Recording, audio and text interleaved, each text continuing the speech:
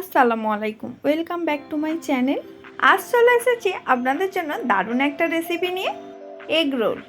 আজকে আমি একেবারে দোকানের মতন এগ রোল বানিয়ে আপনাদেরকে দেখাবো, আর খুব সহজ পদ্ধতিতে কিভাবে আপনারা বাড়িতে এগ রোলটা বানিয়ে নিতে পারেন আজ সেটাই আপনাদেরকে বানিয়ে দেখাবো।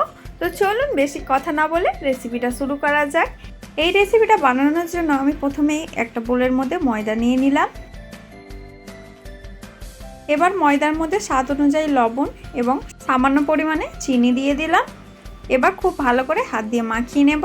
এবার ময়দার মধ্যে সাদা তেল দিয়ে দিলাম, আর কিছু দেওয়ার দরকার নেই। এবার অল্প অল্প করে উষ্ণ গরম জল দিয়ে ময়দাটা খুব ভালো করে মাখিয়ে নেব।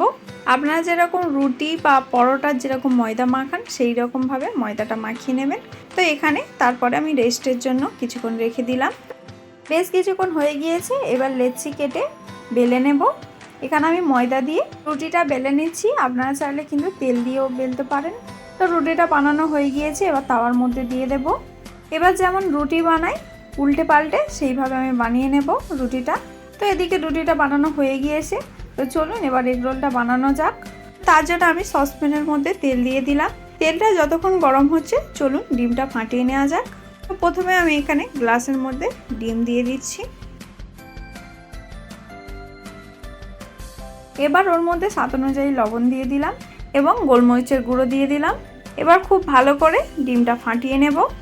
এদিকে ডিমটা ফাটানো হয়ে গিয়েছে আর তেলটাও গরম হয়ে গিয়েছে। এবার ওর মধ্যে ডিমটা আমি দিয়ে দিলাম। এবার ডিমের মধ্যে রুটিটা দিয়ে দেব। এবার উল্টে পাল্টে ডিম এবং রুটিটা খুব ভালো করে ভেজে নিতে হবে। এগ রোল বানানো খুব সহজ একটা রেসিপি, আপনারা চাইলে বাড়িতে খুব সহজে এই রেসিপিটা বানিয়ে নিতে পারেন, আর খুব কম টাইমের মধ্যে সন্ধ্যার খাবারের জন্য দারুণ একটা রেসিপি। আচ্ছা, আপনাদের কাদের কাদের এই এগ রোলটা খেতে খুব বেশি ভালো লাগে? আমার তো বেশ ভালোই লাগে। তো এগ রোলের রুটিটা বানানো হয়ে গিয়েছে। এবার ওর মধ্যে শসা পেঁয়াজ কুচি দিয়ে দিলাম। এবার ওর মধ্যে কাঁচা লঙ্কা কুচি দিয়ে দেব।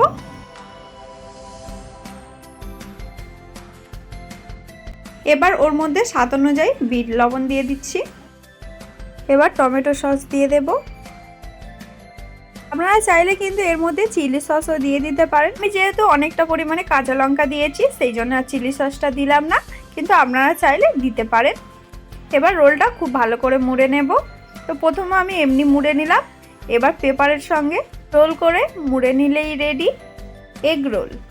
দেখলেন তো কতটা সহজ রেসিপি। আপনারা বাড়িতে খুব সহজে এই রেসিপিটা বানিয়ে নিতে পারেন। মানে খুব কম টাইমের মধ্যে যদি কোনো রেসিপি হয় তাহলে এগ রোলটা ঝটপট বানানো যায়। এবার এগ রোলের মধ্যে উপর থেকে আরও একটু সস দিয়ে দেব, তাহলে খেতে আরও বেশি ভালো লাগে। আর আপনারা যদি চিকেন রোলের রেসিপিটা দেখতে চান তাহলে অলরেডি আমাদের চ্যানেলে ওই রেসিপিটা দেওয়া আছে, আপনারা চাইলে সেটাও দেখে আসতে পারেন। আর এই পুজোর টাইমে বাইরে থেকে রোল খাওয়ার থেকে বাড়িতে এইভাবে বানিয়ে খাবেন।